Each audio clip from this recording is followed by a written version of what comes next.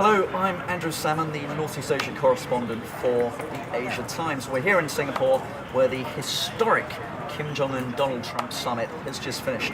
I'm here with our Singapore correspondent, Niall Bowie. Niall, thanks for being here today. Thank you. What was your immediate takeaway? You're pretty upbeat on this, I think. I am. I think it's pretty encouraging for a few different reasons. I think this is one of the most dovish Trumps that we've seen, probably since the campaign trail. Naturally, a lot of people are going to be disappointed with the results of this. I think they expected the document, which was signed by both parties, to have more framework, a little bit more substance, more meat.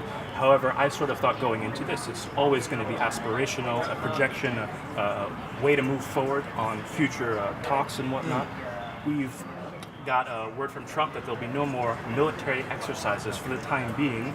He called them provocative U.S. South Korean exercises, which is unprecedented. Sure, I mean, and those are things which raise tensions every year. Yeah. And it's not a difficult thing for the Americans, the South Koreans, not to do. Exactly. I think as far as this is received in South Korea, they're going to welcome this. President Moon in South Korea has a very high approval rating, and I think South Koreans are going to watch this and view things very favorably as an encouraging sign. I mean, there are conservatives in South Korea who will say this is almost a betrayal, this is their natural state. That will happen. Of course, there are local elections in Korea tomorrow, but I think you're right. I think this particular issue will probably be more of a boost for Moon than anything else. What's your stance? I would somewhat agree with you. It is an aspirational document. It's more of a vision statement than a roadmap.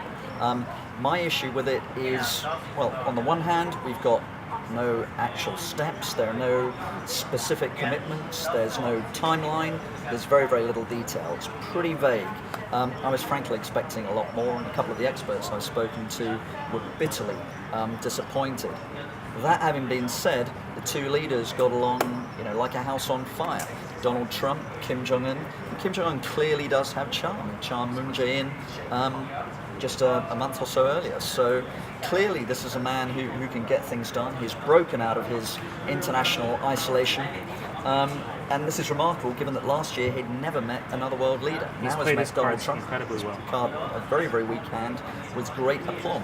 He's met Donald Trump, he's met Xi Jinping twice, he's met Moon Jae-in twice, and last year he was completely isolated and was facing the threat of war. So I think a massive win for Kim. The question, of course, is in terms of the outcome, how much follow-through there's going to be. I think the best outcome is, as you said, Pompeo will be continuing a process going forward, but I'm pretty sure, based on all past experience, that process will face road bumps. The story is far from over. Absolutely agree with that. Okay.